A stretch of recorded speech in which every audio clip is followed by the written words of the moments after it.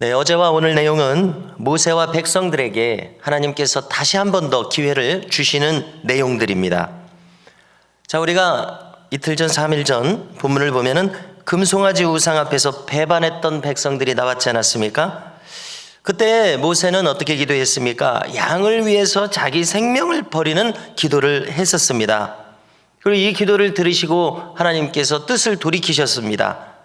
진멸하고 버리려는 그 뜻을 돌이키셨습니다. 그래서 양을 위해서 자기 목숨을 버리는 기도를 하는 사람을 하나님께서 찾고 계셨음을 모세가 깨달았음을 알게 됩니다. 시내 산에 올라오라 말씀하셨고 다시 언약을 맺으리라 말씀하셨습니다.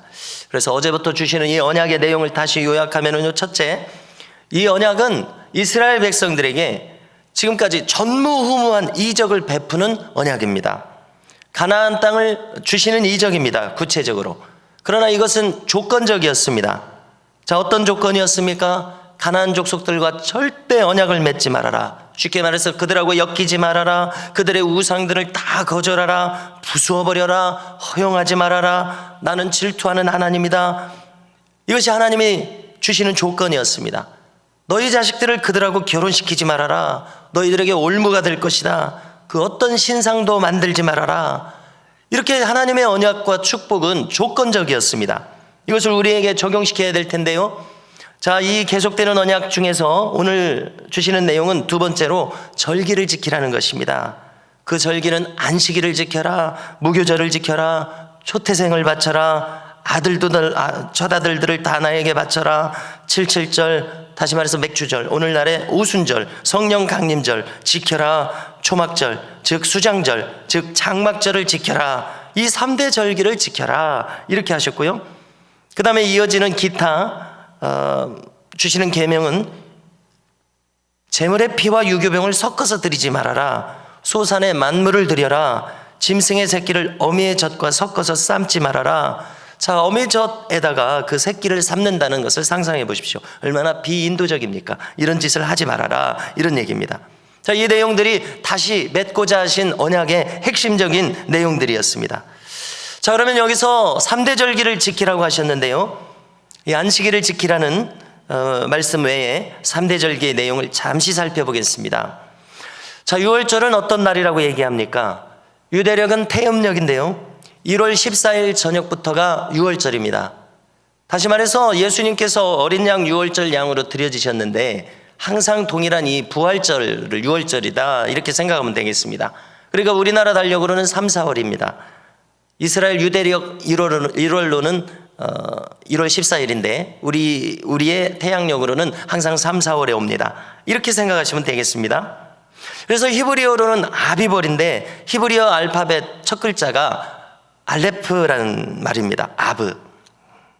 그래서 우리나라 기역자가 첫 글자고 영어에서는 A가 첫 글자지 않습니까? 그래서 그것을 따서 첫 번째 딸 아비벌, 이렇게 이야기하는 것입니다. 첫 딸이라는 뜻입니다.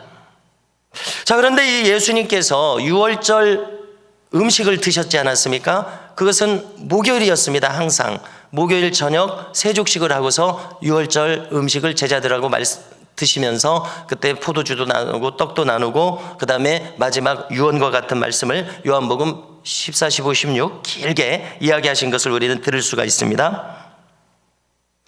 자, 그 다음에 오늘 말씀을 보니까 무교절을 지켜라, 이렇게 되어 있습니다. 무교절은 유월절 날 다음 날 유대력으로 1월 15일부터 일주일 동안 1월 21일까지 7일입니다. 자, 이날은 누룩 없는 빵, 무교병을 먹으라고 했습니다. 누룩이 없다는 것은 정결함을 유지하라는 의미입니다. 회개의 상태를 유지하라는 의미입니다. 자, 그런데 이것을 예수님에게 가져와 봤을 때에 목요일날 저녁에 세족식하고 유월절 음식을 먹었으니까 목요일 저녁부터 금요일 저녁까지가 유월절이고요, 그 다음에 금요일 저녁부터 안식일에 들어가지 않았습니까? 그래서 안식일날 시신을 십자가에 매달아 놓을 수 없으니까 얼른 내려서 장사를 바로 지냈습니다. 저녁이 되기 전까지. 그래서 금요일부터 우리식으로 토요일 저녁까지 이제 안식일이지 않았습니까? 그러면은 안식일 다음 날, 안식일 이튿날이 예수님 부활하신 날입니다. 그렇죠? 맞습니다. 그러면 이제 안식일 날 지나고 나서 그 다음 날을 초실절이라고 하는 것입니다. 그래서 우리는 무엇을 할 수가 있냐면 무교절이 일주일이 진행이 되는데 예수님께서 돌아가신 시점의 유월절은 목요일 저녁이었는데 그 다음에 바로 그 무교절이 시작하자마자 안식일이 왔습니다. 그런데 이제 이 태음력에 의해서 음력 날짜가 항상 변하지 않습니까?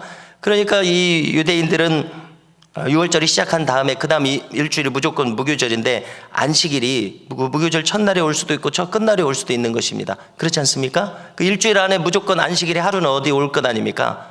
그래서 항상 이 안식일이 지난 그 다음 날이 초실절인 것입니다.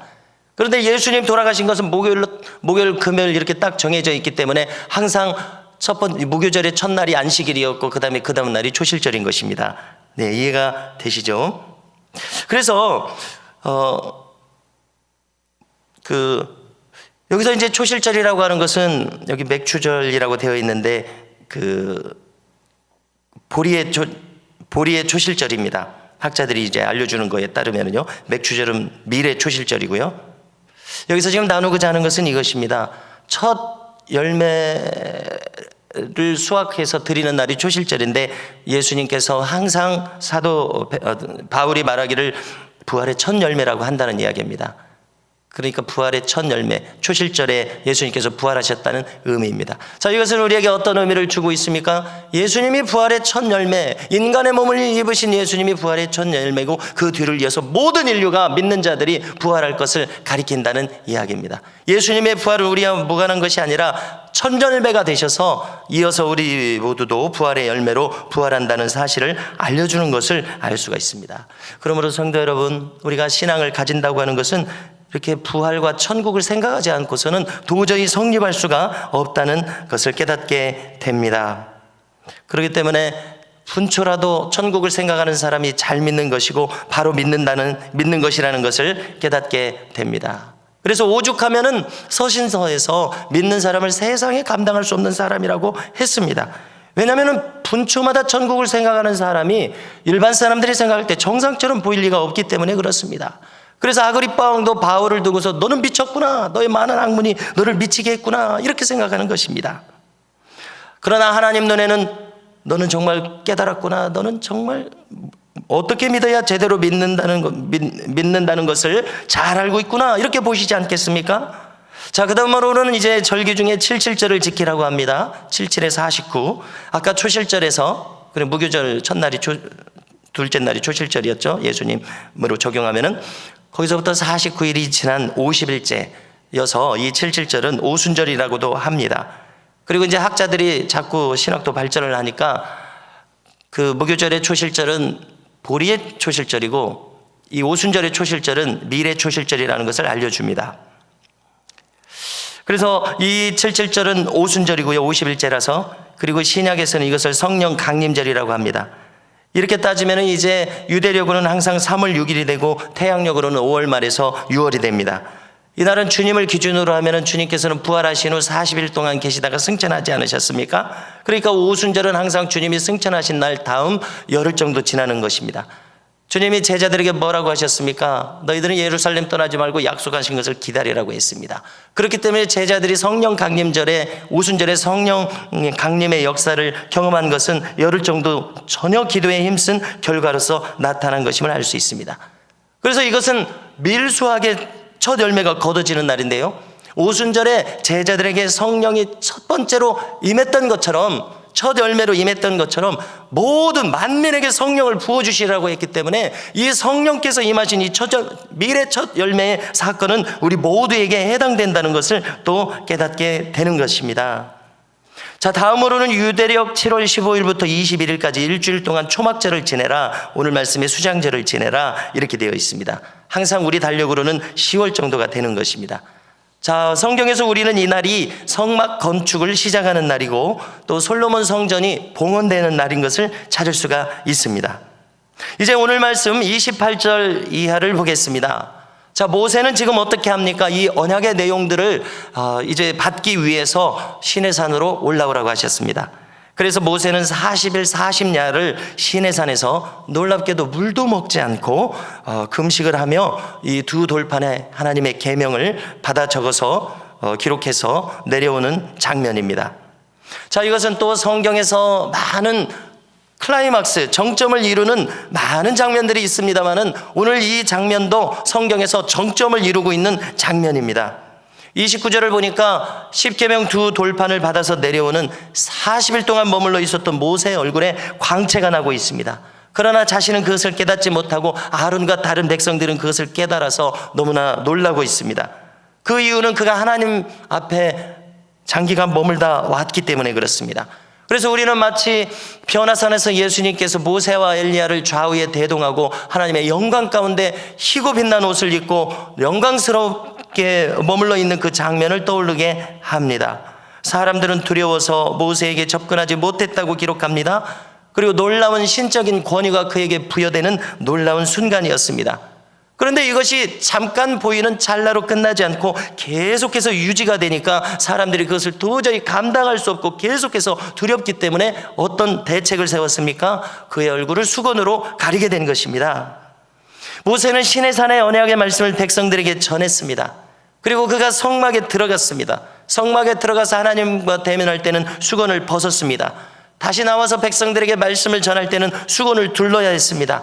그 영광의 광채를 백성들이 견딜 수 없었기 때문에 그렇습니다.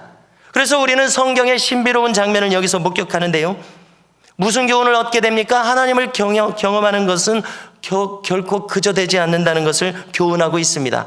내가 하나님 만나봤으면 좋겠다. 내가 꿈에서라도 예수님을 배웠으면 좋겠다.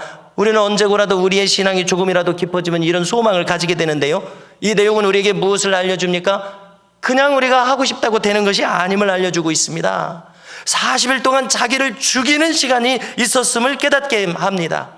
그야말로 표현하자면 극한의 성결을 추구하는 시간이 있고서야 주님을 경험할 수 있음을 깨닫게 됩니다.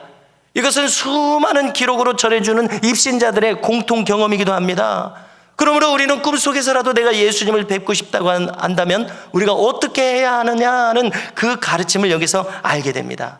최선의 성결을 추구하고서야 우리가 주님을 뵐 수 있구나 하는 것을 깨닫게 됩니다. 성도 여러분, 하나님의 임재는 무엇입니까? 이처럼 하나님의 말씀이 내 안에서 실현되는 상태, 이것이 바로 하나님의 임재임을 오늘 말씀을 통해서 깨닫게 됩니다.